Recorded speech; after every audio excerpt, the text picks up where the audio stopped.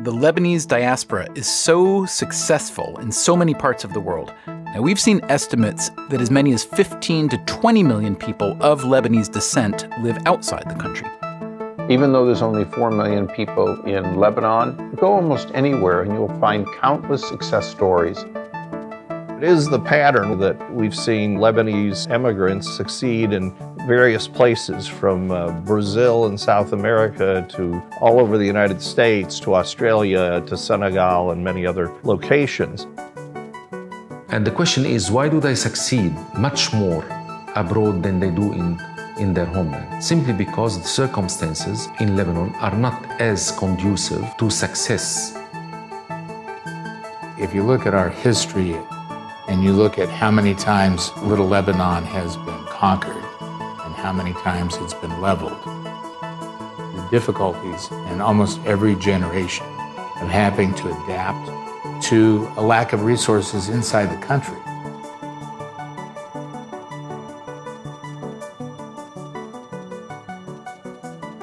The tradition and the DNA had been to reach outside of the country. They would go, they would adapt, and they would make it happen with this kind of entrepreneurial thrust.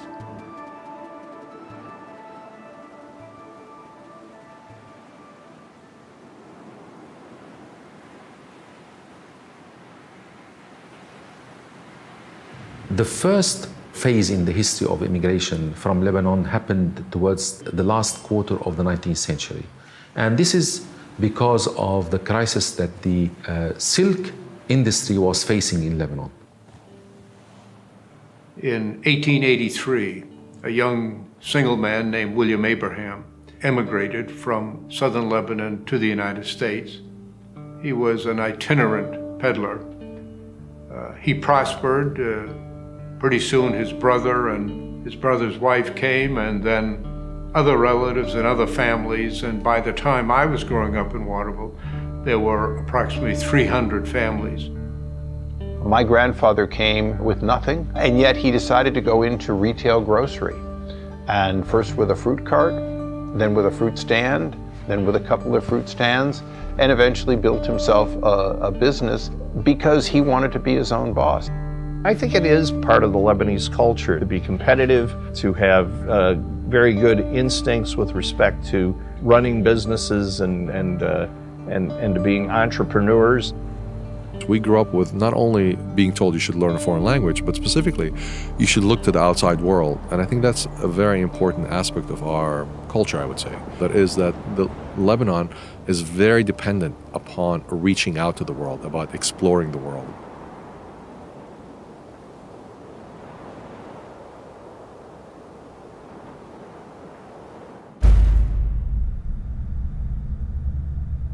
During our first year medical school, the civil war erupted. There was no choice in Lebanon but to leave. So I came on a plane. I remember very well that flight. I cried. I knew somehow that that was going to be an end of something that I loved so much.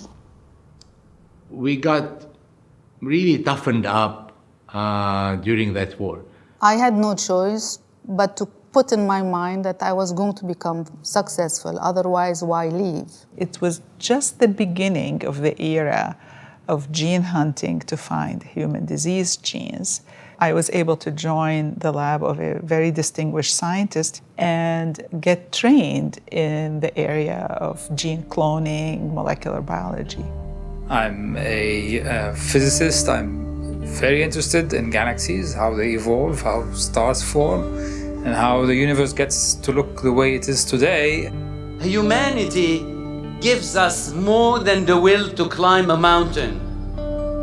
It instills in us the desire to reach the summit and the imagination to see the colors of the horizon beyond. Success has to be an end product or a natural product of being the better version of ourselves. I give a lot of the credit for my success to those values that my parents passed on to me, that I've tried to pass on to my children, and those are the values that I think are very widely shared among people whose families at some point had Lebanese origins.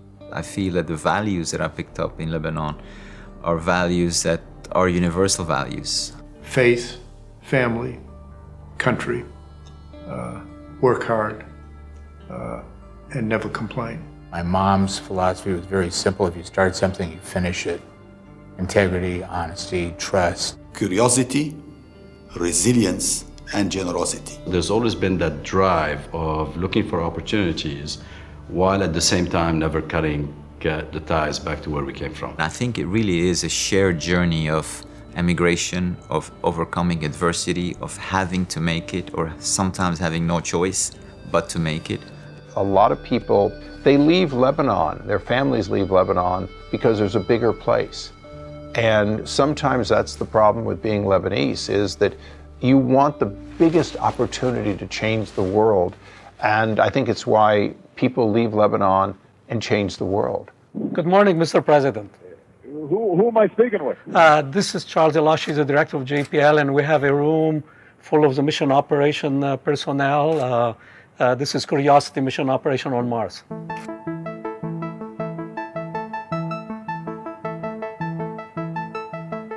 And our special guest is Carlos Slim. Mr. Slim is a dear friend, a self-made entrepreneur. He's been named Forbes magazine richest man in the world 4th year in a row.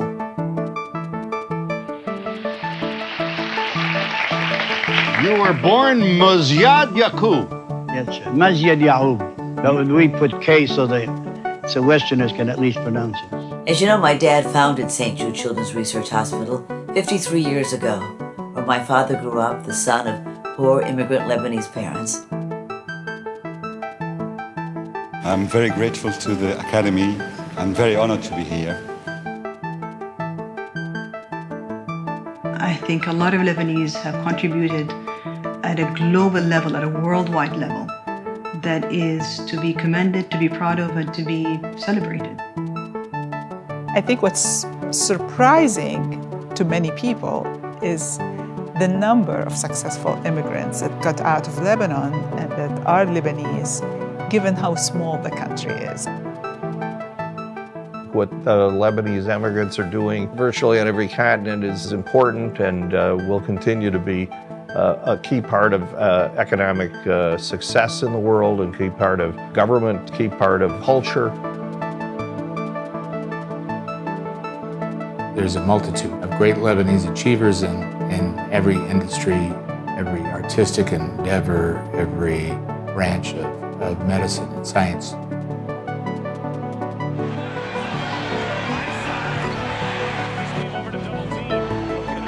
I think that for a long time, there was a sense that there is no diaspora, and this, that we just assimilate, and generation after generation we were kind of disconnected. But I'm finding that recently, maybe in the last few years or decade, there's a kind of awareness that we are a diaspora, and that if we only connected, we could be quite powerful.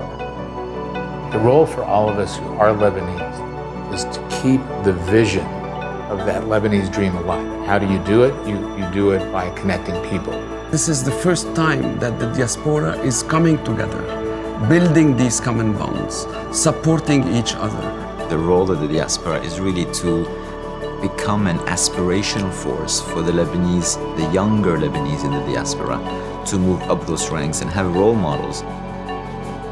I think the more we can find ways to inspire young people in Lebanon, or those who have immigrated from Lebanon, to do the best they can do every day, and to show them that if you are to do that, you will be successful. That's the best thing the Lebanese diaspora can do. The narratives needs to change from the country and its troubles to the people and their achievements and what they have done on a world scale.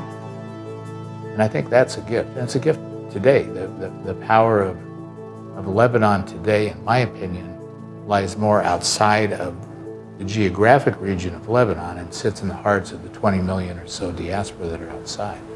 That's Lebanon.